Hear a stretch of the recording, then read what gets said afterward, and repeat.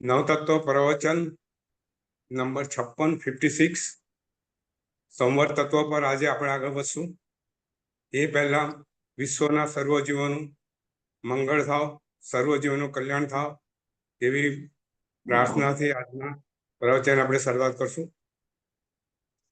મંગલમ ભગવાન વીરો મંગલમ ગૌતમ પ્રભુ મંગલમ સોલભદ્રાધ્યાય જૈન ધર્મ સુમંગલમ શિવમસ્તુ સર્વજગતઃ પરહિત નિરતા ભવन्तु ભૂતગણા દોષા પ્રયાન્તુ નાશમ સર્વત્ર સુખી ભવતુ લોકઃ।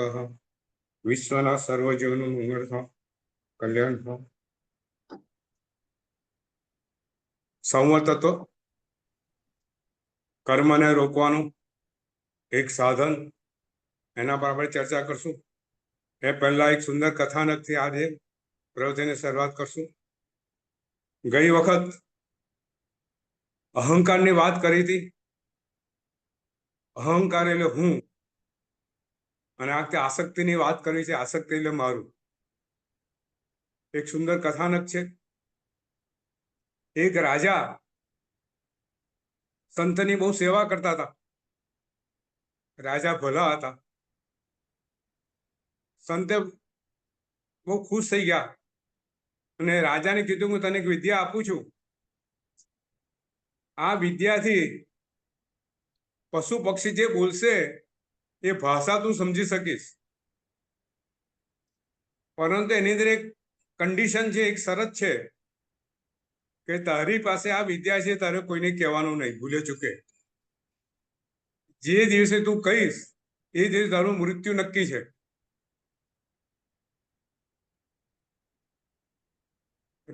સંતે રાજાને આશીર્વાદ આપ્યા। રાજાએ કીધું હું કોઈને વાત નહીં કરું। સંતે કીધું બહુ કાળજી લેજો, ખુશ થઈને કે કોઈના દબાણમાં આવીને પણ તમે કોઈને કહેતા નહીં। રાજા ના વિદ્યા મળી ગઈ।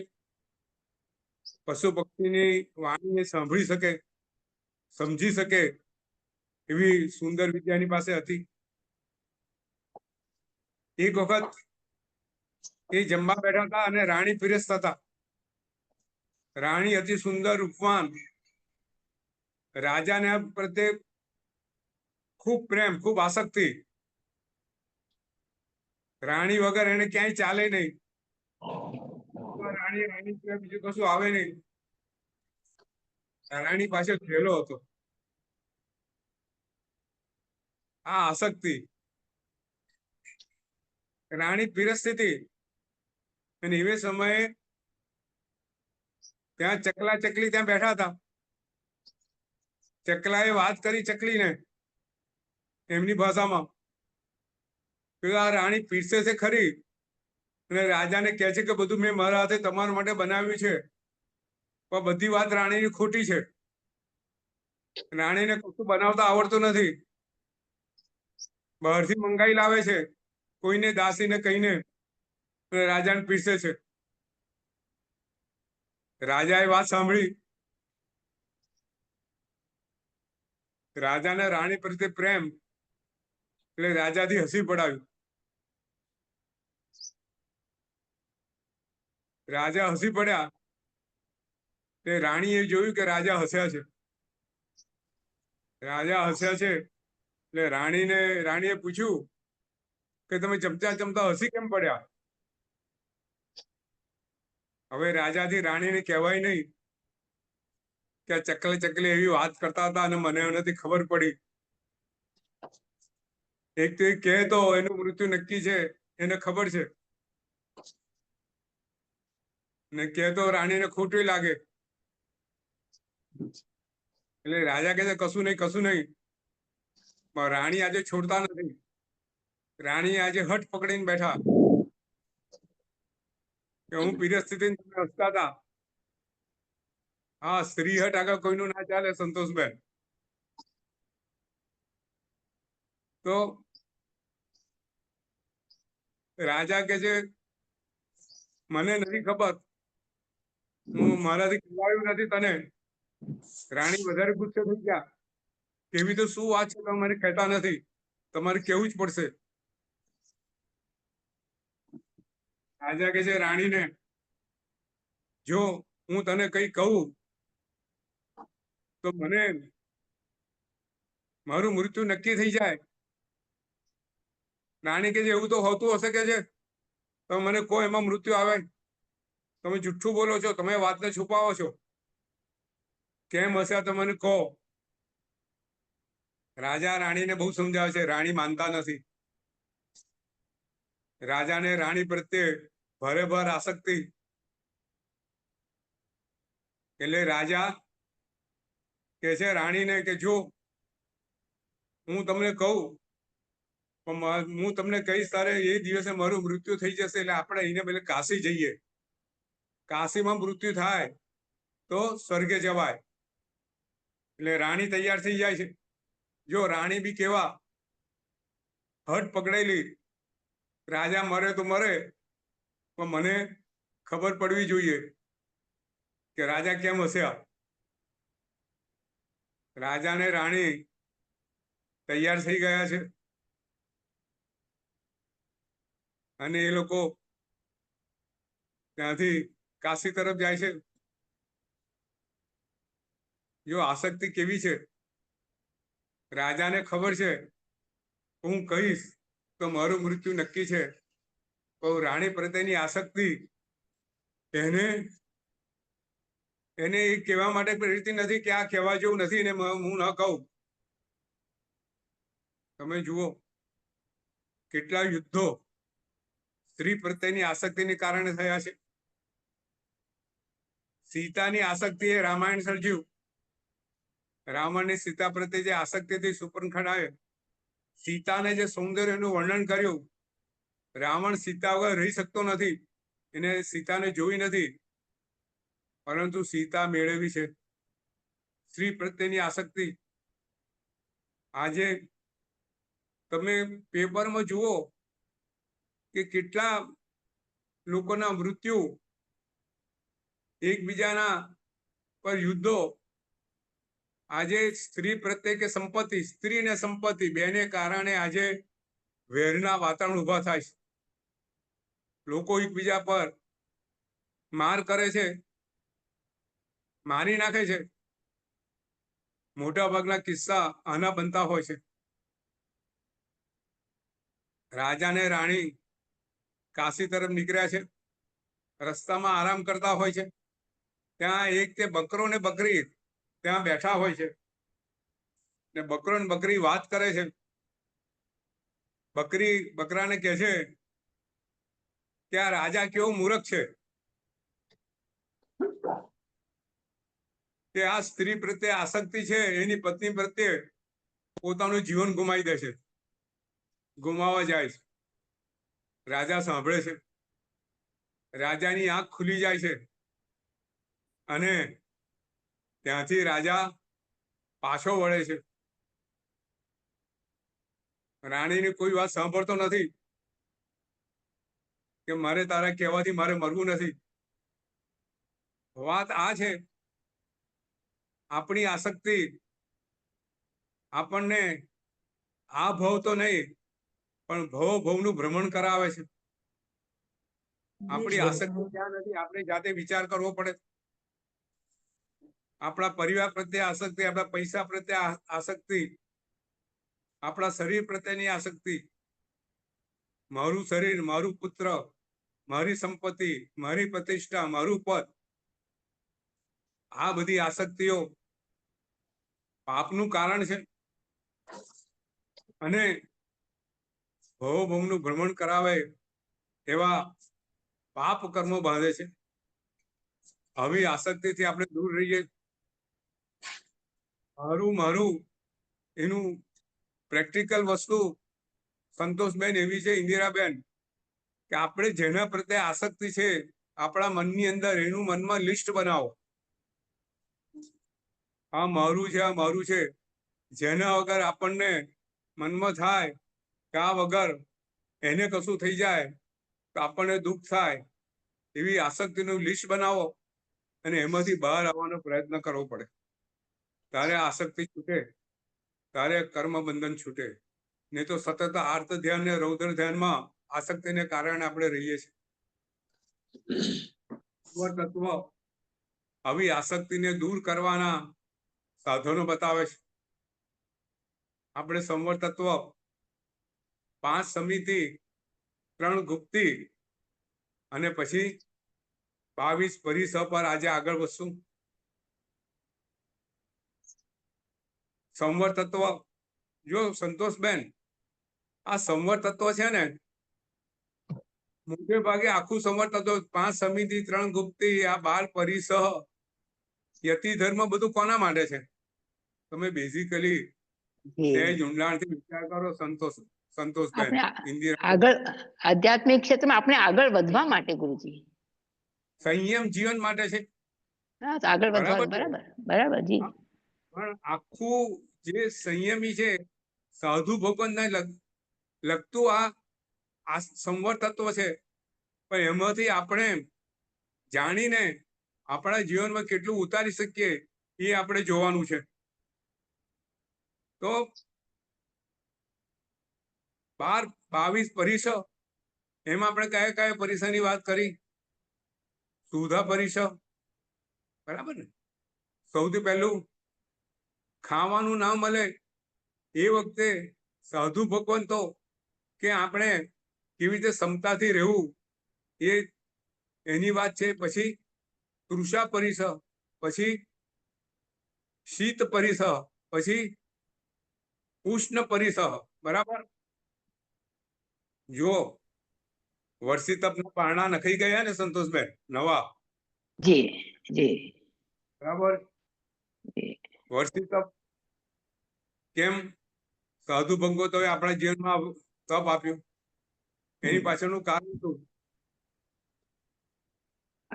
આપણે આહારની આંશિક ત્યાગ, આહારનું આંશિક ત્યાગ, અને આહાર આપણનો સ્વભાવ નથી. વર્ષી તપ આવ્યું એનું કારણ શું? મુખ્ય કોની સામે નજર? આદિશ્વર ભગવાન, આદિશ્વર ભગવાન. ભગવાન જો આદિશ્વર ભગવાન સુધા પરિસહ કેટલો જ એમના જીવનમાં ઉત્તમ હશે તીર્થંકર ભગવાનના,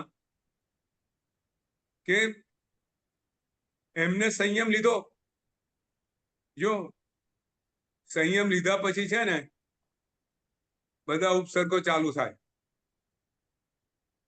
અત્યાર સુધી આદિનાથ ભગવાને ખાવાની તકલીફ હતી સંતોષબેન, જ્યાં સુધી એમને સંયમ નતો લીધો. રાજા હતા, એમને જીવન કોઈ દુઃખ હતું? ના, નતું. શું દુઃખ નતું ને? મહાવીર સ્વામીને દુઃખ હતું? મહાવીર સ્વામીને સંયમ લીધા પહેલા દુઃખ હતું? ના, કઈ નતું. અને જે દિવસે સંયમ લીધો એ જ રાતથી એમના પર ઉપસર્ગો ચાલુ થઈ ગયા. ત્યાંથી જ એમને પરિસહ બધા સહન, ચારે બાજુથી ઉત્સર્ગો આ પડ્યા, બરાબર છે ને? મહાવીર સ્વામીએ જે દિવસે સંયમ લીધો એ દિવસે એના પર ઉપસર્ગ થયો કે નહીં ગોવાળાનો?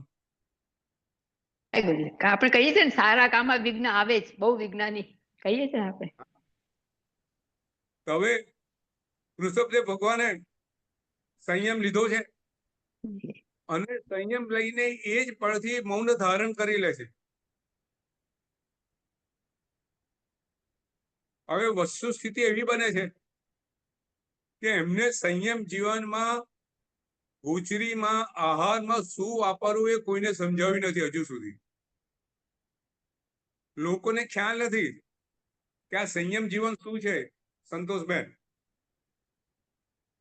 ઇન્દિરાબેન, કોઈને એટલે ખબર નથી. સમાજની અંદર ક્યાંય ખબર નથી કે ભગવાને સંયમ જીવન જે ધારણ કર્યું છે એમાં આહાર કેવો લેવો અને કેવો આપવો. ઋષભદેવ તો રાજા છે, રાજા એકલા નહીં, ભારત વર્ષના રાજા છે. એટલે લોકો એમને બધું છોડી દીધું. ઋષભદેવ ભગવાન સવારે ગોચરીએ જાય, કોઈની ઘેર જાય તો લોકો શું સમજે કે ભગવાન આ રાજા આયા છે, તેમને શું અપાય? ખાવાનું અપાય રાજાને? રાજાને ખાવાનું આપે તો કેવું ખરાબ લાગે. એ તો બરાબર ને? મામૂલી વાત છે, મામૂલી વાત છે આ તો એના માટે. આટલા મોટા રાજા એટલે શું ધરે? પોતાની છોકરી, પોતાના ઘરની છોકરી કે રાજા આપ સ્વીકારો. હમ. એમને સંયમ થયો. સોનું રૂપું આપે, કોઈ ખાવાનું આપે નહીં. જો ભગવાનનો સુધા પરિસર. ઋષભદેવ ભગવાન કાયમ સવારે ગોચરીએ નીકળે. કઈ આશાએ નીકળે? એ કે આજે ખાવાનું મળશે, બરાબર ને? એ ખાવાનું લેવા માટે ગોચરીએ ભિક્ષા માટે નીકળે અને ભિક્ષા માટે ફરે અને ખાવાનું મળે નહીં ને પાછા આવે તો એમને મનમાં ક્યાંક તો ક્યાંક અણસારો આવે ને કે આજે ખાવાનું ન મળ્યું, આજે બી ઉપવાસ થઈ જશે. ના, મનમાં જે આનંદથી ભિક્ષા માટે ગોચરે નીકળ્યા છે એ જ આનંદ, એથી અધિક આનંદ પાછા વળતા થાય કે ચાલો આજે એક ઉપવાસ, એનો આનંદ. આવો સુધા પરિસર કેટલો વર્ષ, કેટલા વખત ચલાયો સંતોષબેન? 13 મહિના સુધી ગુરુજી. 13 મહિના. 13 મહિના સુધી. હા, બરાબર. 13 મહિના સતત આ સુધા પરિસર. અને આજે એક સુધા પરિસરને આપણે વર્ષી તપ દ્વારા એની ઉજવણી કરીએ છીએ. સંયમી જીવનમાં સુધા પરિસર બહુ અઘરો હોય છે. ગોચરીએ જાઓ અને ખાવાનું ન મળે અને કેવા લાખોપતિના દીકરા આજે તમે જુઓ, સંયમ લેવા વાળા ઘરની અંદર અબજો રૂપિયાની સંપત્તિ હોય છે અને એ ગોચરે જાય અને ખાવાનું પણ ન મળે. સંતોષબેન, કેવો ઉપસર્ગ કહેવાય. અને એને હસતા મોઢે સહન કરવું, આ સુધા પરિસર. એવો તૃષા પરિસર બહુ અઘરું મુશ્કેલ છે. છે. ગોચરીએ જવું એ જરૂર છે. આગળ આપણે વાત કરશું એની. સંયમ જીવનના પરિસરો જે 22 પરિસરો બતાવ્યા છે, એક એક વિચાર કરીએ તો એટલા અઘરા છે, આપણે જીવન પાડી ન શકીએ. અને આ જ સંવર છે. કર્મના બંધો, કર્મ બીજા નવા ન આવે એના રોકવાનું આ જ ઉત્તમ સાધન છે. સુધા પરિસર, તૃષા પરિસર, પછી શીત પરિસર. પછી શીત પરિસરમાં ઠંડી સહન કરવાની. તમે આજે પણ જુઓ, સાધુ ભગવંતો વિહાર કરતા જાય, ગામડામાં વિહાર કરવાનો હોય અને બહુ ઠંડી પડતી હોય, જે મકાન આપ્યું હોય, મકાનમાં કોઈ સગવડ હોય નહીં, ક્યાંક તો બારણા બી ન હોય અને ઊંઘી જાય. ઠંડો કડકડતો પવન અંદર આવે, ધ્રુસતા સૂતા હોય, ઠંડી સહન કરે, તાપણું સળગાવે? સાધુ ભગવાન તો તાપણું સળગાવે, હીટર મૂકે, કશું ન કરે. કઈ નહીં કરે. શીત પરિસર, ભયંકર ગરમી, કાળઝાળ ગરમી, સાધુ ભગવાન ગોચરી નીકળે, પગ નીચેથી બળે. અમારે પાટણમાં શિબિર હતી ને, ત્યારે આચાર્ય ભુવનભાઈ મહારાજ સાહેબે, અમે તો નાના સ્કૂલ કોલેજે જતા વિદ્યાર્થીઓ, 17 થી 19, 20 વર્ષની ઉંમર, 16-17 વર્ષની ઉંમર, આચાર્ય બપોરની શિબિર, મે મહિનામાં શિબિર હોય, ભયંકર ગરમી પડતી હોય, ત્યારે આચાર્ય ભુવનભાઈ અમને કહે કે તમે ખુલ્લા પગે ચાલો. અને એમને એક સૂત્ર આપેલું, બળ બળ બળ, પગ તું મારા બળ, પગ બળે છે તો મારા કર્મો બળે છે. તું બળ બળ, પગ મારા બળ, પગ બળે છે તો મારા કર્મો બળે છે. બધા શિબિરાર્થીઓ બધા પોતે ચંપલ છોડી દીધેલા ને બધા ખુલ્લા પગે ચાલે. ખુલ્લા પગે બપોરે ચાલવું ઉનાળામાં કેટલું અઘરું છે. સાધુ ભગવંતોનો આ ગરમીનો પરિસર, રાત આખી પવન હોય નહીં, ભયંકર ગરમી પડતી હોય અને એની અંદર સૂઈ જવાનું, પરસેવાથી રેબઝેબ, ઊંઘ આવે નહીં, આ બધા ઉષ્ણ પરિસહ. પછી એના પછી પછી આપણે ચેલક અચેલક ચેલક દંશ પરિસહ. દંશ પરિસહ, બરાબર, સોરી. જો આજે આપણી પરિસ્થિતિ એવી છે સંતોષબેન, એક મચ્છર ઉડતું હોય શરીર તો અડક્યું ના હોય, એ પહેલા આપણે એનાથી એને ખસાડી હાથથી ખસાડી દે, એકદમ આગળ થાય. એને જોઈને મનની અંદર દુર્ભાવ પેદા થાય કે આ ક્યાંથી આવી ગયું, બરાબર કે નહીં? મચ્છરને જોતા જ આપણે આર્ત ધ્યાન રૌદ્ર ધ્યાનમાં આવી જઈએ. અને જો સાધુ ભગવંતો, તમે પ્રતિક્રમણ સાધુ ભગવાન સાથે કરતા હો ને, અને પ્રતિક્રમણ મચ્છર આજુબાજુ હોય અને સાધુ ભગવંતો ખુલ્લા શરીરે પ્રતિક્રમણ કરતા હોય, કૌશકમાં સેજ બી હલે નહીં, હાથ ક્યાંય વીજે નહીં, મચ્છરો આખા શરીરે ડંખ મારતા હોય પણ આરામથી સહન કરે. ભગવાન મહાવીર સ્વામીના જીવનમાં તો સાધના કાળની અંદર જ્યાં જ્યાં સાધના કરતા હતા ત્યાં મચ્છરો, એવા તીક્ષ્ણ મચ્છરો એમને ડંખ મારે તો એમની સમાધિમાં, એમના ધ્યાનમાં ક્યાંય ભગવાન વિચલિત નતા થતા. આ છે દંશ પરિસહ. ઉમાબાબાઈના જીવનમાં, ઉમાબાઈનું નામ આપણે સાંભળ્યું હશે, શાસન અદ્ભુત જીવ દેવાના કાર્યો હજુ પણ કરે છે. શાસન સેવાના, શાસ્ત્ર ક્ષેત્રોના કાર્યો જે કુમાબાઈ જે કરે છે એનાથી સાધુ ભગવંતો પણ નતમસ્તક છે. એમના જીવનમાં એક પ્રસંગ ખરેખર આપણી આંખ ભીને કરી દે એવો છે. એક વખત આચાર્ય ભુવન ભાનુ મહારાજ સાહેબ એમને કીધું કે કુમાર, આ જગ્યાએ જા, ત્યાં સાધર ભાઈ કે હાલત બહુ ખરાબ છે, ત્યાં પહોંચવા જેવું છે, અને તાત્કાલિક પહોંચ. ત્યાં વરસાદને કારણે, ભારે પૂરને કારણે સાધર મિત્રોના ઘરો બધા તૂટી ગયેલા છે. ઉમાબા ભાઈ, જગ્યા દૂર હતી, ઉપડે છે. રાત્રે એમને રહેવાનું એક ઠેકાણે રહેવું પડે એવું હોય છે. ક્યાંય નાનકડું ગામડું છે, રહેવાની ક્યાંય જગ્યા નથી. તો એ ગાયના ગભાણ હોય ને, ગાયનો જે તબેલો જે ગાય રહે, એવાની અંદર એમને સુવાનું મળે છે.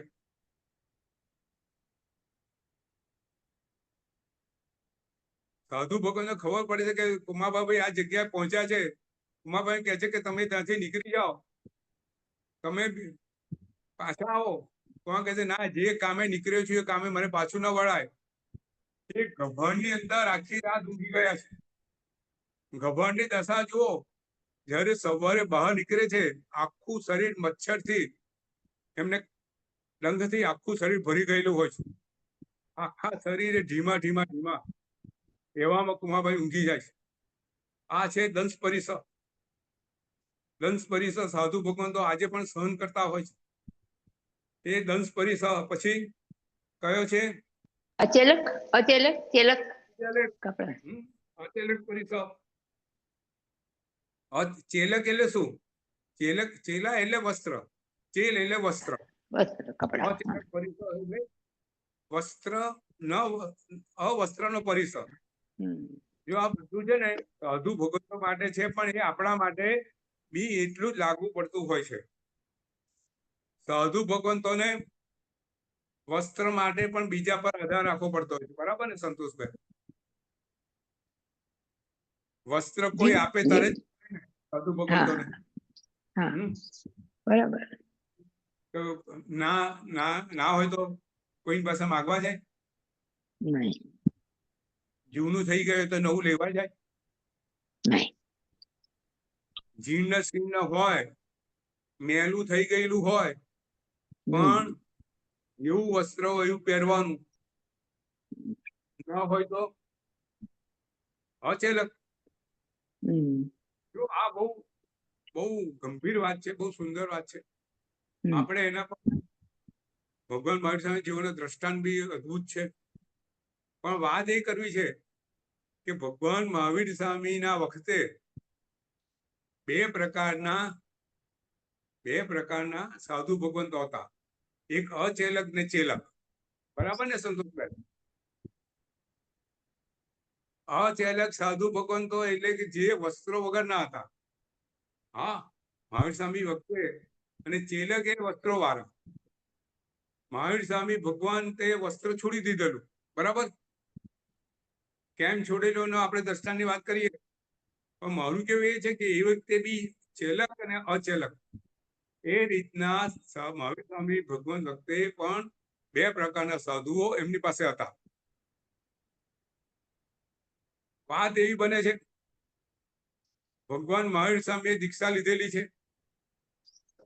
એમને પોતાના બધા વસ્ત્રો ત્યાગ કર્યા છે. પોતાના શરીરના આભૂષણો ત્યાગ કર્યા છે. અને ઇન્દ્ર એમને પોતાનું એક દેવ દૃશ્ય વસ્ત્ર આપે છે, જે એમના શરીરે નાખેલું હોય છે. શરીર એનાથી ઢાંકેલું છે. અને ભગવાન સંયમ લઈ નીકળ્યા છે. એક વસ્ત્ર એમના શરીરે છે. વાત એવી બને છે કે બ્રાહ્મણ જેવી ભગવાનની દીક્ષા લીધી છે અને પોતે 1 વર્ષ બહાર ગયેલો હોય છે અને ભગવાનનો સંયમ લેવાય છે ને લીધા પછી એ બ્રાહ્મણ એની ઘેરે પાછો આવે છે. બ્રાહ્મણીએ એની 1 વર્ષ બહાર ભિક્ષા લેવા અને કમાવા માટે મોકલ્યો હોય છે. પણ બ્રાહ્મણનું નસીબ એવું ખરાબ, 1 વર્ષ પાછો આવે છે કશી કમાણી કર્યા વગર. અહીં જેવો પાછો આવે છે તે બ્રાહ્મણી એને કહે છે કે તમે તમારા કર્મ કેવા ફૂટેલા છે કે અહીંયા ભગવાને વર્ષીદાન ચાલુ કર્યું વર્ધમાન કુમારે, અને તમે એક તે બહાર ગયા અને જેવું વર્ષીદાન પતી ગયું પણ ખોબો કરીને ધન આપતા હતા એ જોતા નતા, અને તમે આયા અને ભગવાને વર્ષીદાન પૂરું કર્યું. સંતોષબેન, આ કર્મની કહાની છે. નસીબમાં જે હોય ને એ જ મળે. બરાબર? બરાબર. હમ. બરાબર. હવે શું કરશો? જા તું, બ્રાહ્મણી જા એની પાસે, કે જા એની સામે જા તું. એ માંગે, એ આપશે તો, રાજાના પુત્ર છે એ તો આપશે. હા, રાજાનો પુત્ર છે, તમે માગશો તો તમને આપશે. એટલે બ્રાહ્મણ ત્યાંથી નીકળે છે અને ભગવાન મહાવીર સ્વામી જ્યાં છે એની પાછળ જાય છે. પાછળ જાય છે અને ભગવાન જ્યાં છે ત્યાં પહોંચી જાય છે અને ભગવાનને વિનંતી કરે છે, યાચના કરે છે કે પ્રભુ, હું હતો નહીં અને તમે મને કંઈક આપો. એટલે ભગવાન શું કરે છે? પોતાના વસ્ત્રમાંથી અડધું વસ્ત્ર ફાડીને બ્રાહ્મણને આપે છે. બીજું અડધું વસ્ત્રથી પોતાનું શરીર ઢાંકે છે અને બ્રાહ્મણ અડધું વસ્ત્ર લઈને પાછો જાય છે. આ દેવ દૃશ્ય વસ્ત્ર છે, બહુ કિંમતી વસ્ત્ર છે. એ ત્યાંથી દરજી પાસે જાય છે, વેચવા જાય છે. દરજી કે છે તું અડધું વસ્ત્ર લાવ્યો, આ વસ્ત્ર એટલું કિંમતી છે, તું આખું વસ્ત્ર લઈ આય તો આખું વસ્તુ તને સાંધી આપીશ. એ વેચી તો તને 18 રૂપિયા મળશે, 18 સોનૈયા મળશે. એટલે પેલો બ્રાહ્મણ પાછો જાય છે ભગવાનને શોધવા. વખત વીતી ગયો હોય છે. કેટલો વખત પાછળ ફરે છે ભગવાનની પાછળ? 1 વર્ષ ફરે છે. કેટલું, સંતોષબેન? 1 વર્ષ, બરાબર. જી. એ ભગવાનની પાછળ ફરે છે. ભગવાન પાસે માગતાની હિંમત ચાલતી નથી, કારણ કે ભગવાનનું અડધા વસે એનું શરીર ઢાંકેલું છે. એટલે વિચાર એવો કરે છે, કઈક પવન આવે અને વસ્ત્ર ઉડે તો વસ્ત્ર હું લઈને ભાગી જાઉં. અને બને છે એવું, પવન કઈક આવે છે અને ભગવાનનું વસ્ત્ર ઝાડના કાંટામાં ભરાઈ જાય છે. ભગવાન તો એવી રીતે ચાલતા હોય છે, જો એમને વસ્ત્ર પ્રત્યે પણ આસક્તિ નથી. સંતોષબેન, જે અડધું વસ્ત્ર છે જેનાથી શરીર ઢંકાયેલું છે, હા તમે જો પરિસહ ભગવાને વસ્ત્ર પર આટલી પણ આસક્તિ નથી, કલ ભર બી આસક્તિ નથી, એટલું બી નહીં ભગવાન પાછું વળીને હા જોતા એ જ નથી. ભગવાન ચાલી જાય છે, केला देती 5 मिनट बन रहा है ભગવાન અચાલક બને છે. બરાબર, અચાલક પરિસહ. બ્રાહ્મણ પેલું વસ્ત્ર લઈને જાય છે, સંધાવે છે, વેચે છે, એ વાત જુદી છે. जी કહેવાની વાત અચાલક પરિસહ.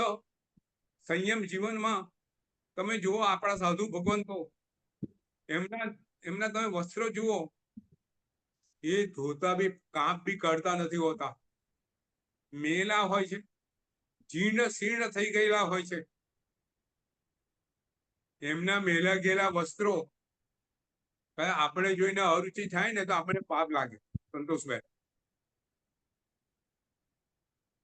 दुर्गंधा नहीं બરાબર करनी કે चाहिए हाँ दुर्गंधा जुगुप्सा नहीं करनी चाहिए દુર્ગંધ છે. સાધુ ભગવાનના મેલા ગયેલા વસ્ત્રો, જીર્ણ વસ્ત્રો જોઈ અને આપણને જો દુર્ગંધ જાગે તો આપણા માટે મોટા પાપનું કારણ છે. સાધુ ભગવાનનો અદ્ભુત અચેલક સંવર છે, એની અદ્ભુત અનુમોદના હૃદયથી જેટલી કરી એટલી ઓછી છે. એ આપણા માટે પુણ્યનું કારણ છે. આપણે આવા પ્રકારનો સંવર કરી શકતા નથી, એનું આપણે દુઃખ થવું જોઈએ. સાધુ ભગવંતોને નવા વસ્ત્રો માટે આપણે એને વૈયાવચમાં એમને દાન કરવું જોઈએ. સાધુ ભગવાનને પૂછવું જોઈએ, દુર્ગંધા હોય એ પાપનું કારણ. બરાબર છે. હવે આગળ અરતિ પછી સ્ત્રી આસક્તિ.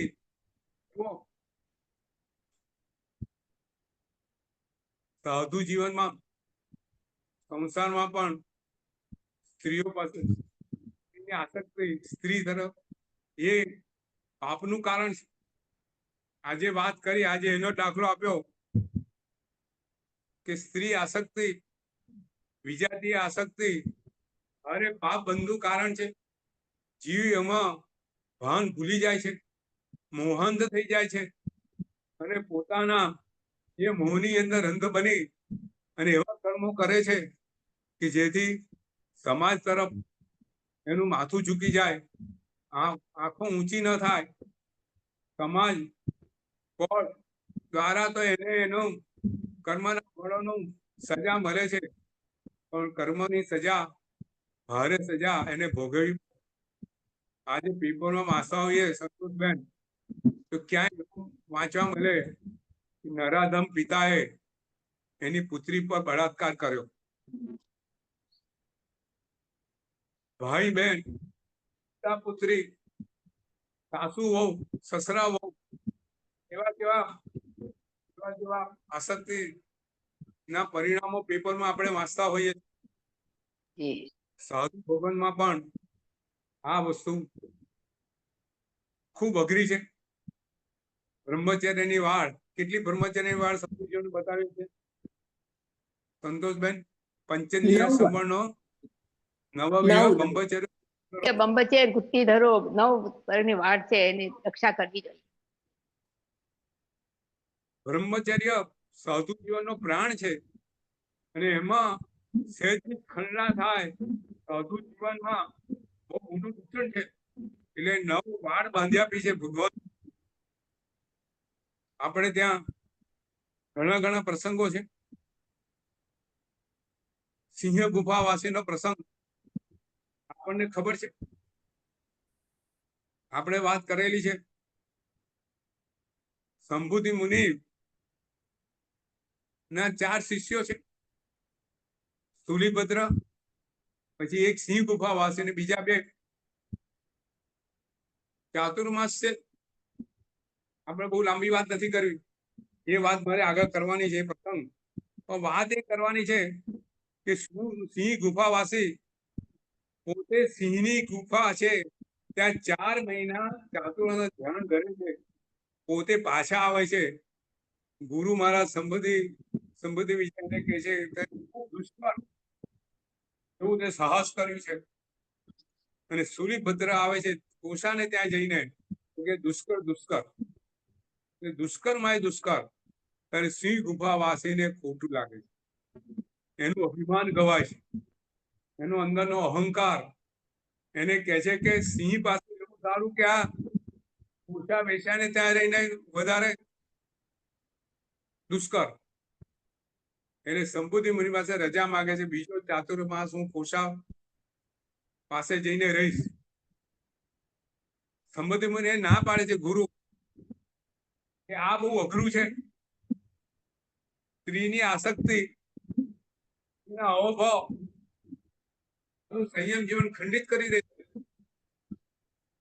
સિંહ ગુફા વાસી માનતા નથી. ને આપણને વાત ખબર છે શું બને છે. કોષાને ત્યાં પહેલે જ દિવસે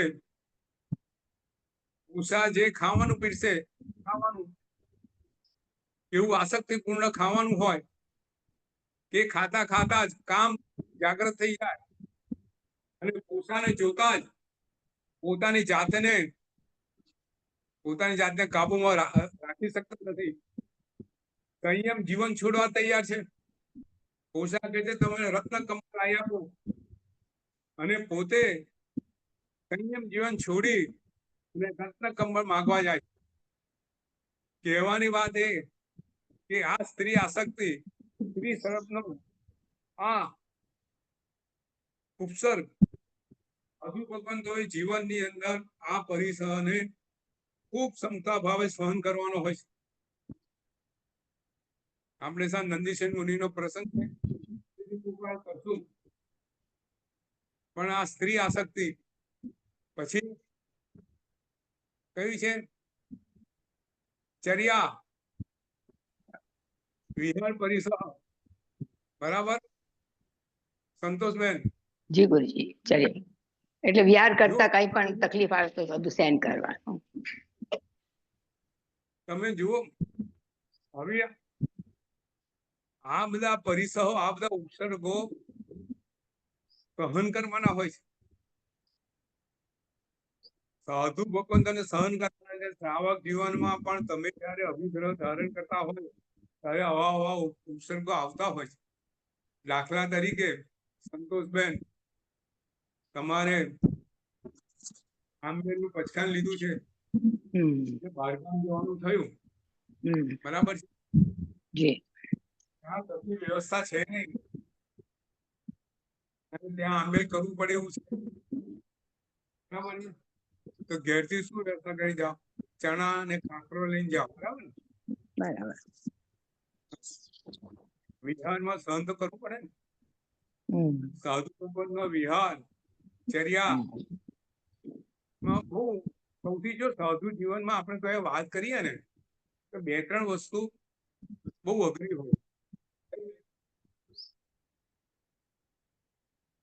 એક તો આ જે વિહાર હોય છે ને, વિહાર અઘરા હોય છે. કેમ? તો અત્યારે જે પગે જે ચાલવાનો વાંધો નથી હોતો, પણ ચાલતી વખત જે આજે રસ્તામાં જે વાહનો છે જે એક્સિડન્ટ કરે છે, એટલે આજે વિહાર રસ્તા પર ચાલુ જીવનું જોખમ બની ગયું છે. બરાબર? એ ઉપરાંત બિહારમાં બીજે ક્યાંય જાઓ, ગામડામાં જાઓ ત્યાં વ્યવસ્થા હોય નહીં. ઉકાળેલા પાણીની વ્યવસ્થા ના હોય, કોચરીની વ્યવસ્થા ના હોય, નાના નાના ઘરો હોય. સાધુ ભગતનો આચાર વિચાર જાણતા ના હોય, તો ત્યાં એમને બધું સહન કરવું પડે. આચાર્ય ભવન મારા સાહેબ આંબેલ કરતા, આંબેલની હોળી ચાલે, એમનો કલકત્તા તરફનો વિહાર, ગામડા ગામમાં જાય, કલકત્તા તરફ વિહાર સંતોષ સંતોષ, પણ ગુજરાતમાં વિહાર હોય તો લોકો સાધુ શું છે ખબર હોય. હમ. ગુજરાતથી કલકત્તા તરફનો વિહાર વચ્ચેના ગામ એવા આવે, જૈન ધર્મ શું છે, જૈન સાધુ શું છે એ બી ખબર ના હોય, નહીં, બરાબર. તો ઉકળેલ પાણી કેવી રીતે મેળે? નાના ગામમાં જાય તો નાના ગામની અંદર બંબો હોય. એ જમાનામાં બંબો હતો, ખબર છે સંતોષબેન? તાંબાનો બંબો હોય. બંબો કે હા હા, fire. તેમાં કોલસા નાખીને પાણી ગરમ કરે તે કહો છો? નીચેથી કોલસા હા, નાખીને પાણી ગરમ કરે, પાણી ગરમ કરે તે ખબર છે.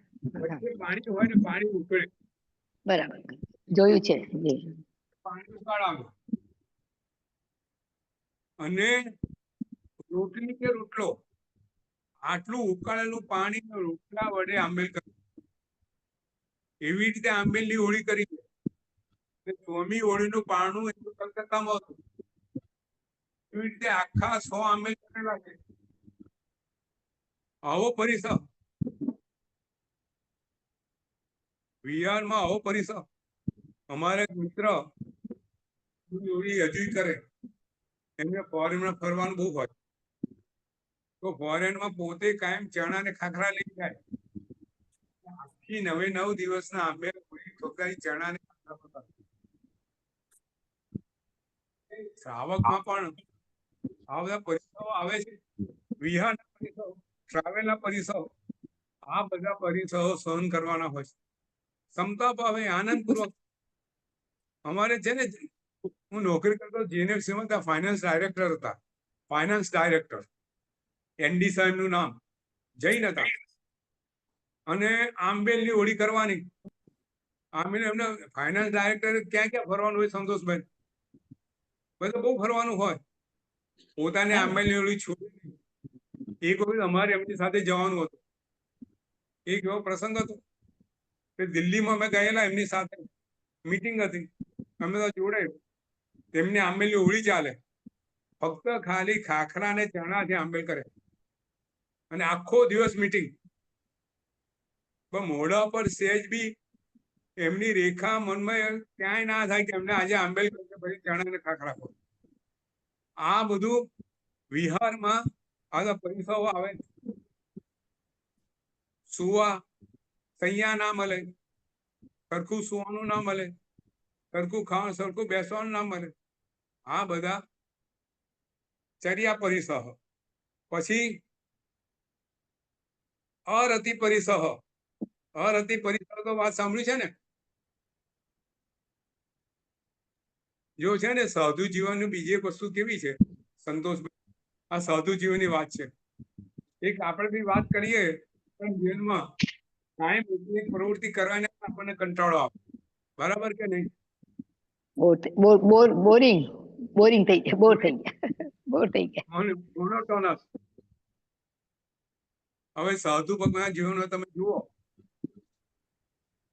સવારનું પ્રતિક્રમણ, પછી પડી લેહન, પછી પાછું કઈ તિથિ હોય તો દેવવંદન, પછી બપોરનું પડી લેહન, બરાબર, પછી પ્રતિક્રમણ.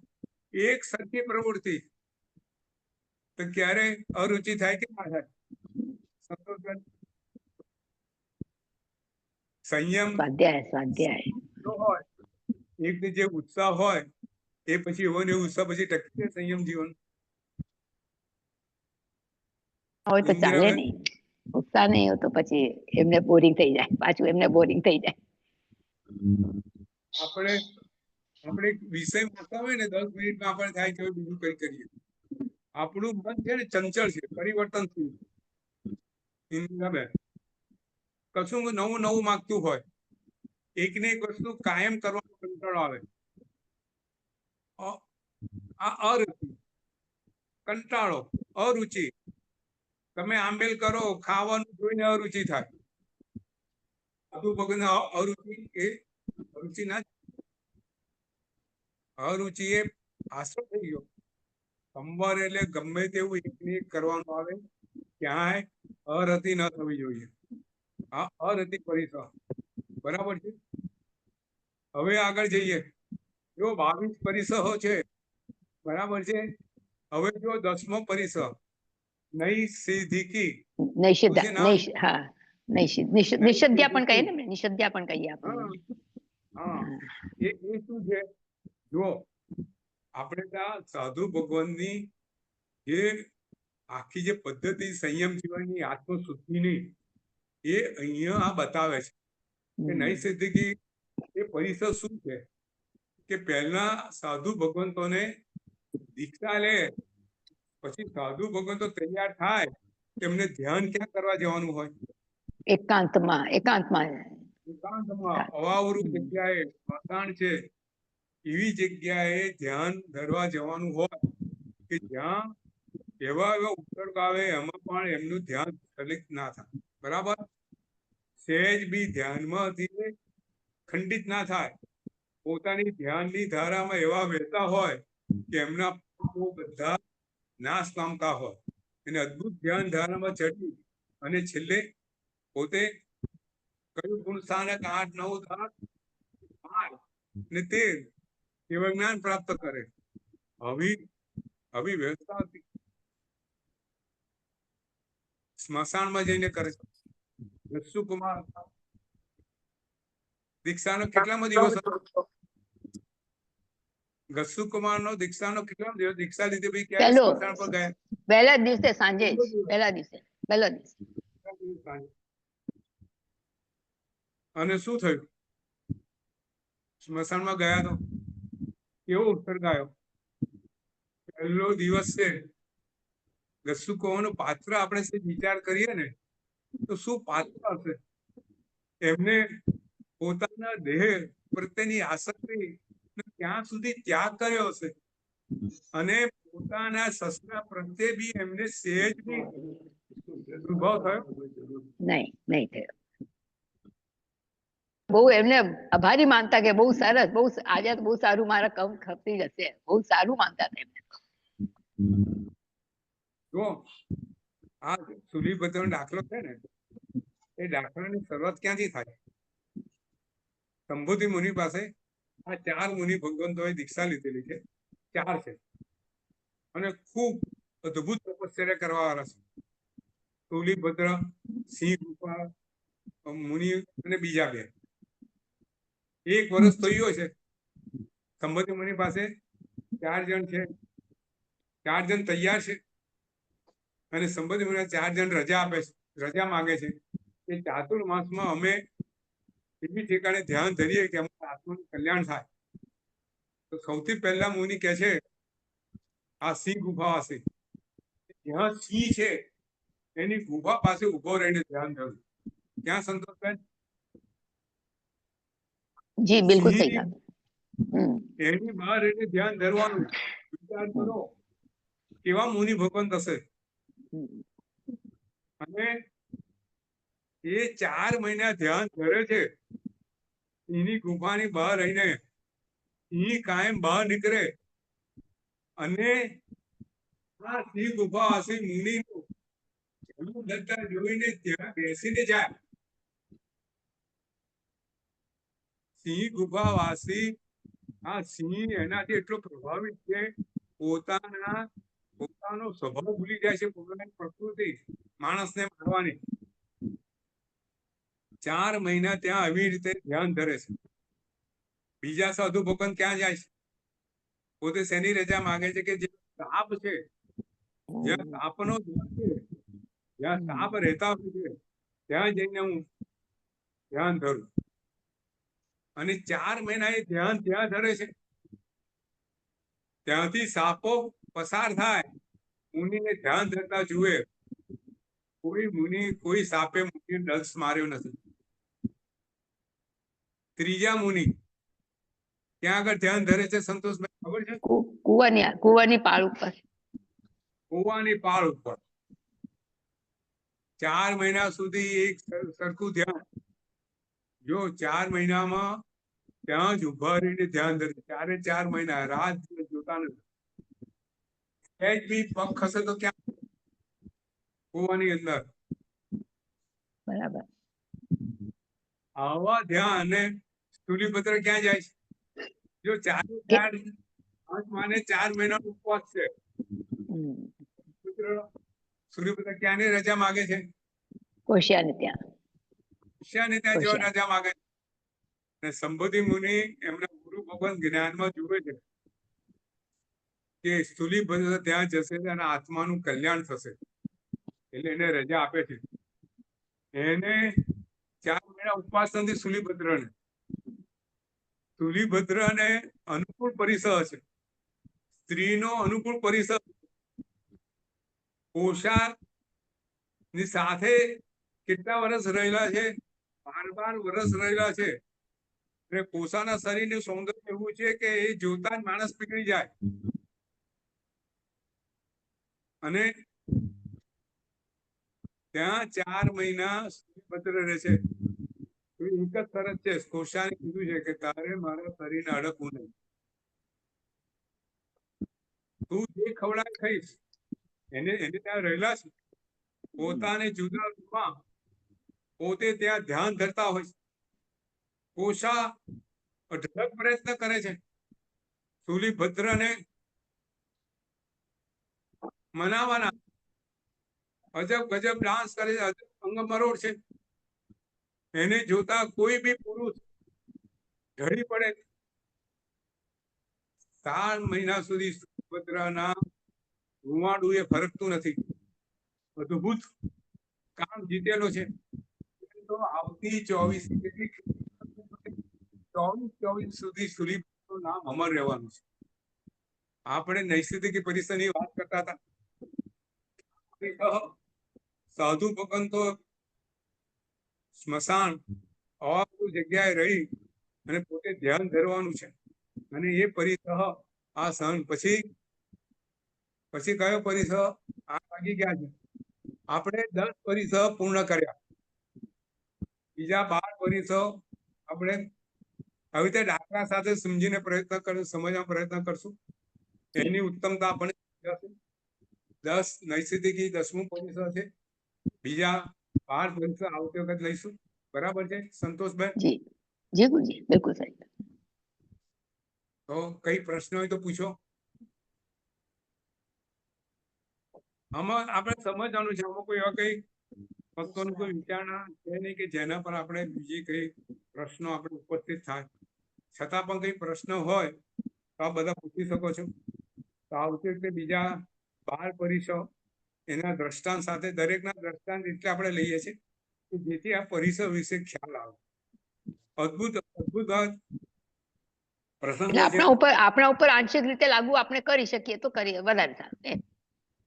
હા, બરાબર છે કે આ બધા પરિસરો આ બધા જો સંસારના જેવો હતા, ભલે એમને દીક્ષા લીધી. આપણે ત્યાં શ્રાવકો બી એવા મહાન હતા. આપણે ત્યાં આવે છે મોતી શાહ, સુદર્શન શેઠ, એના પરિસરની આવતી વાત કરશું કે કેવા પરિસો એમને સહન કર્યા છે. આપણે પણ આપણા જીવનમાં આવા પરિસરો, આપણે વાત કરી ઉમાપાભાઈની કે દંશ પરિસર કેવો સહન કર્યો એમને. ગાયના દબાણમાં જઈને રહ્યા. આખી રાત મચ્છરોની વચ્ચે રાત કાઢી છે. આવા બધા પરિસરો સહન કરતા જો કર્મ ખપાવ હશે તો આવા પરિસરો સહન કરશું તો નવા કર્મો નહીં અને કર્મોની નિર્જરા થશે. બરોબર છે? માનવ જીવન જે મળ્યું છે, કર્મ ઓછા કરવા મળ્યું છે, કર્મ વધારવા નહીં. આ વસ્તુ આપણી નજર સામે હશે નીતિન, તો આપણને ખ્યાલ રહેશે. બરાબર છે નીતિન? કઈ પ્રશ્ન હોય તો? ગુરુજી, પહેલાના આવા મહાત્માઓથી આપણું જૈન શાસન ઝળહળતું હતું. આજકાલ આપણે સાંભળીએ ને ગુરુજી, પેપરમાં જોઈએ બધે, જ્યારે ખૂબ આસાધના થતી હોય આચાર્ય મહારાજ સાહેબ દ્વારા બી, તો આપણો આત્મા બહુ કલ્પાન કરે કે કેમ આવું જૈન શાસનમાં બધું એમ. વાત તમારી સાચી છે. પેપરમાં આપણે વાંચીએ છીએ ત્યારે આપણને હૃદયમાં ખરેખર થાય છે. વાત સાવ સાચી છે. વાત હું તમને બીજી વાત કહું કે એક સાધુ ભગવાન કે બે સાધુ ભગવાનને લીધે સમગ્ર સાધુ સમુદાય ને જો આપણે આરાધના કરીએ એમના પ્રત્યે આપણે દુર્ગંધ થાય એ ખોટું. બરાબર છે? એ બરાબર છે ગુરુજી, પણ આપણને એવું થાય કે આચાર્ય કક્ષા સુધી પહોંચીને જો આવું પેપરમાં આપણાથી વંચાય બી નહીં તો પછી કેવી રીતે આપણાથી સહન થાય ગુરુજી આ બધું? વાત સાવ સાચી છે. એના બે બે બે રીતે આ વસ્તુનો વિચારણા કરશું. બહુ સારી વાત છે. મેં એક જ વાત કરેલી પેથર શાહની. ખબર છે પેથર શાહની વાત? હા એ તો ગુરુજી. ભાઈ થોડી ખબર છે, થોડી બહુ. હા એવું. પેથર શાહ એક તે એમના ગુરુ કોણ હતા? ધર્મઘોષ. બરાબર. ગોસુલ બરાબર. તો પેથર શાહ એક વખત પોતાને જો પોતે કાયમ રાજાને ત્યાં રાજસભામાં હાથી પર બેસીને જતા હતા. મુખ્યમંત્રી છે અને મુખ્યમંત્રી એટલે પ્રાઇમ મિનિસ્ટર અને રાજા એટલે ચેરમેન પ્રેસિડન્ટ. એટલે બધું આખું રાજ્ય પ્રાઇમ મિનિસ્ટર ચલાવે. પેથર શાહ માંડવ ગંડુ રાજ્ય પેથર શાહ ચલાવતા હતા. ભલે રાજા હતા પેલા, પેથર શાહ મુખ્યમંત્રી હતા, બધું એમને જોવાનું. એટલે રાજની અંદર એમની કેવી એ હશે કે નાનો માણસ બી એનાથી ગભરાય. એ હાથી પર બેસીને જતા હોય છે અને એક ગલીમાં એમની નજર પડે તો શું જુએ છે? એ વેશ્યા ગલી છે. કઈ ગલી? વેશ્યાની ગલી. સમજો. અને ત્યાં જૈન સાધુ એક વેશ્યા સામે ઉભા છે. મીનાબેન, જૈન સાધુ વેશ્યા સામે ઉભા છે.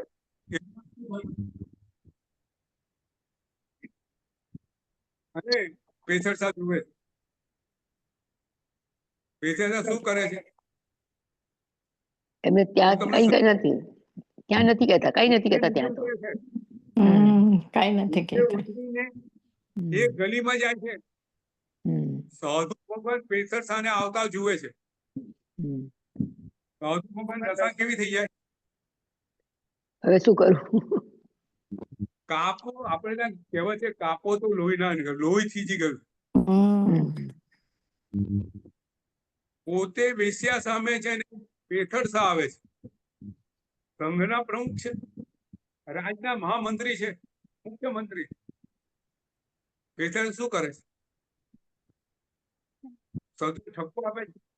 અહીંયા કેમ ઉભા છો એવું કે કઈ નહીં, કેમ એમને ઉભા છો? વંદન ના ના એવું નથી તો કરતા. નહીં એમને કરે. વંદન કરે એમને તો. એમને ગુરુ વંદન કરે છે. પણ જો છે ને જીવો એવા હોય છે, ત્યાંથી સાધુ ભગવાન નીકળી જાય છે. આંખોમાં પશ્ચાતાપ છે. પોતે એક અક્ષર બોલતા નથી. બે માંથી એક જણ એક અક્ષર બોલતું નથી. બંને એ મેચ્યોરિટી લેવલ છે. મીનાબેન, ઇન્દિરાબેન. બરાબર. ભગવાન ત્યાંથી નીકળી ગયા. પેથર શાહ વંદન કરીને ત્યાં નીકળી જાય છે. વાત ઘણા વર્ષો પછી છે. પેથર શાહ પાલીતાણાનો સંઘ લઈ નીકળે છે અને પાલીતાણામાં ત્યાં ધર્મઘોષ મહારાજ સાહેબના શિષ્યો હોય. સાંજે બધાને વંદન કરવા જાય છે. તો એક સાધુને વંદન કરે છે. ત્યારે સાધુ ભગવાન ના પાડી તમે અમને વંદન કરતા નહીં. સાંજ પડી છે. સાધુ ભગવાન ચહેરો બહુ દેખાતો હોતો નથી. આશ્ચર્ય થાય છે કે તમે મને વંદન કરવાની કેમ ના પાડો છો? તમે મને વંદન કરતા નહીં, હું પાપમાં પડી. પૂછે છે ત્યારે સાધુ ભગવાન કહે છે હું એ જ સાધુ છું જે વેશ્યા સામે ઉભો હતો. કહેવાનો મતલબ એ છે આ બન્યું છે બહુ ખોટું છે, ક્યારે ચલાવી ન લેવાય. અને સાધુ સમુદાયે આ વસ્તુ રોકવી જોઈએ, એના પગલા લેવા જોઈએ. આજે જમાનો પહેલા જેવો પહેલા સાધુ ભગવંતોને વિચલિત થવાના, આવા ઉપસર્ગો આવવાના બહુ ઓછા કારણો હતા. આજે અઢળક વધી ગયા છે. આજે જો ઉપાશ્રયમાં સ્ત્રીઓ આવતી થઈ ગઈ છે, સાધુ ભગવંતો પાસે બેસતી થઈ ગઈ છે. કેવા કપડા પહેરે છે આપણને ખબર છે. સાધુ ભગવાનના મન વિચલિત થયા વગર રહે નહીં. એ બી પુરુષ છે ને.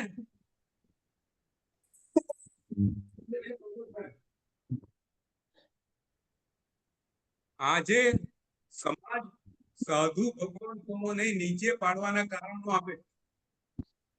સાધુ જીવનને દૂષણ કરવાનું કારણ સમાજ પૂરું પાડે છે. નથી એના પર કોઈનો કંટ્રોલ. આજે કેટલાય સાધુ ભગવંતો એવા છે કે પોતાને ત્યાં સ્ત્રીઓને પ્રવેશવાનો બંધ, માતા શુદ્ધાને પ્રવેશવાનું નહીં, બેન શુદ્ધાને એમની પાસે બેસવાનું નહીં.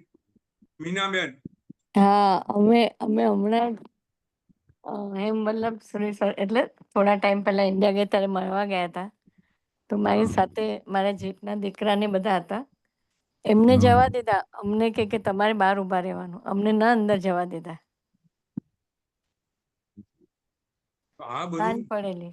આપણે ત્યાં આવા બી સાધુ ભગવંતો છે, અને ક્યારેક આવા બી સાધુ ભગવંતો આવી જાય છે જેનાથી સમાજને નુકસાન થાય છે. એમના જીવનને નુકસાન થાય, પણ બીજા સાધુ ભગવંતો પ્રત્યે લોકોની આસ્થા, આદર ભાવ ખૂબ ઓછો થઈ જાય.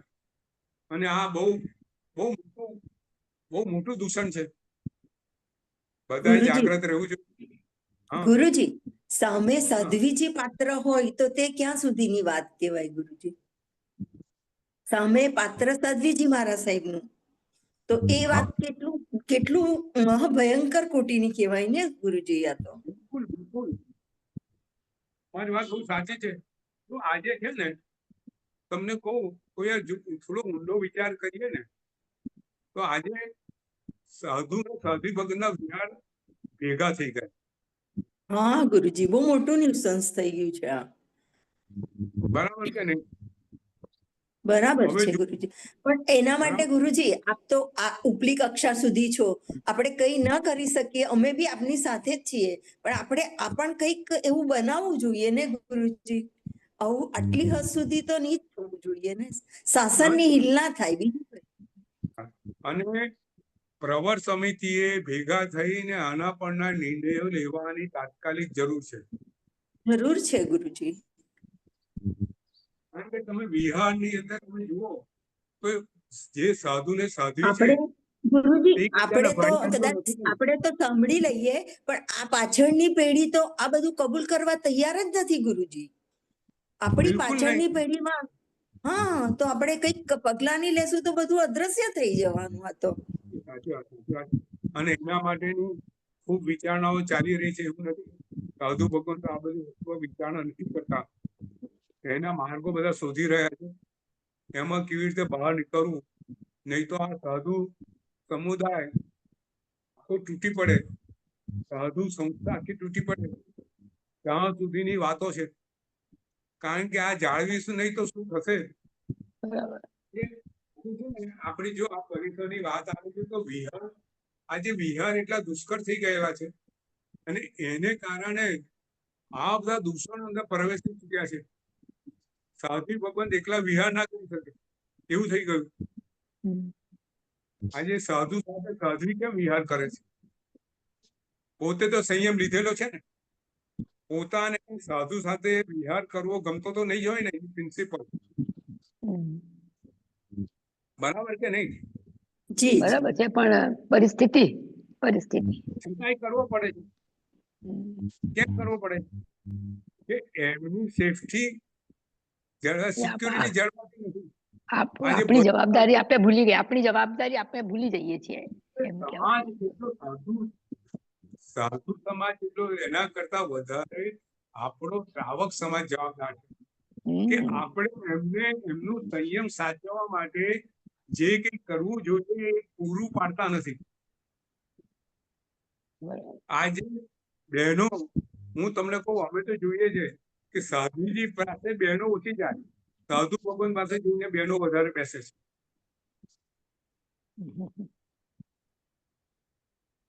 કેમ? સાધુ ભગવાન પાસે કેમ જતા નથી?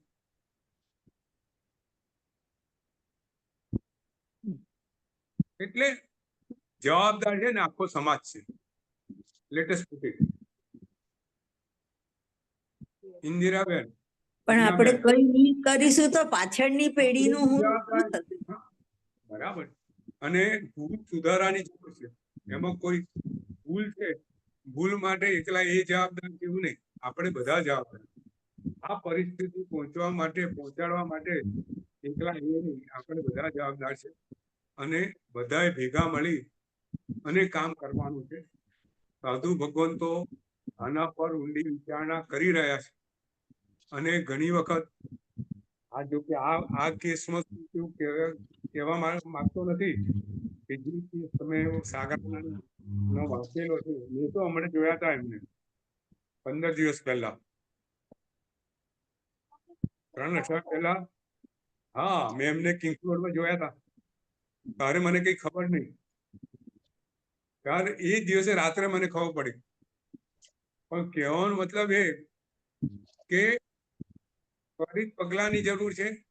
અને ઘણી વખત WhatsApp ની અંદર ખોટા સમાચારો બી આવતા હોય, બહુ આવે છે, બહુ આવે છે. એવું બી બનતું હોય છે. એટલે સત્ય શું છે જાણી અને એના પર પગલા લેવાની તાત્કાલિક જરૂર છે. બરાબર છે. એ કોણ લેશે ગુરુજી? પ્રવર સમિતિ, જી. આજે પ્રવર સમિતિ છે ને, 18 સાધુ ભગવંતોના જે 18 જે સમુદાય છે, 17 કે 18, એ 18 સમુદાયના જે ગચ્છાધિપતિ છે એમની પ્રવર સમિતિ બનેલી છે. એ પ્રવર સમિતિ એના પર કામ કરે છે. પ્રવર સમિતિએ જ નરદેવ સાગરે કીધું છે કે તમે તાત્કાલિક પગલા લો. એટલે અત્યારે પગલા રૂપે પહેલા એમને ક્યાંય બહાર જવાનું નહીં, ક્યાંય બહાર દેખાવાનું, એક જ ઠેકાણે રહેવાનું. એ રીતના પગલા એમને એ રીતનું કીધું છે. જ્યાં સુધી આ વસ્તુનો નિવેડો ના આવે, જ્યાં સત્યતા બહાર ના આવે, ત્યાં સુધી એની વાત કરી છે. અને આજે કલ્પેશ સંઘવી જે જોધપુરના છે, એમનો મુદ્દો ઉઠાવેલો છે. એ લોકો પાલિતાણા ગયેલા અને નરદેવ સાગર બનેલા. નરદેવ સાગરે કીધું છે કે એના પર પગલાં કરવા એમના જે અશોકચંદ્ર સાગર છે આવવાના છે, સાથે મળીને નક્કી કરશું. હવે આ તો ઘા થઈ ગયો એના પરનો આપવાની વાત થઈ, પણ બહુ ઊભું ના થાય એના માટે કેમ કરવું એની પણ ચર્ચા કરવી જરૂરી છે. એના માટે શું કરવું એ અગત્યનું છે.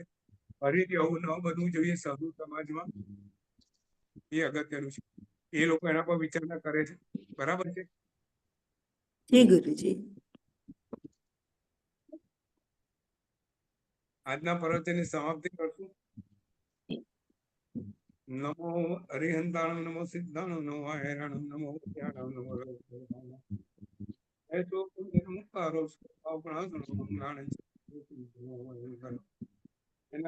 જે કેમ બોલાવે. મિચ્છામિ દુક્કડમ. મિચ્છામિ દુક્કડમ. ખૂબ ખૂબ પ્રણામ ગુરુજી, પ્રણામ ગુરુજી બધાને. પ્રણામ. પ્રણામ પ્રણામ. પ્રણામ ગુરુજી. પ્રણામ.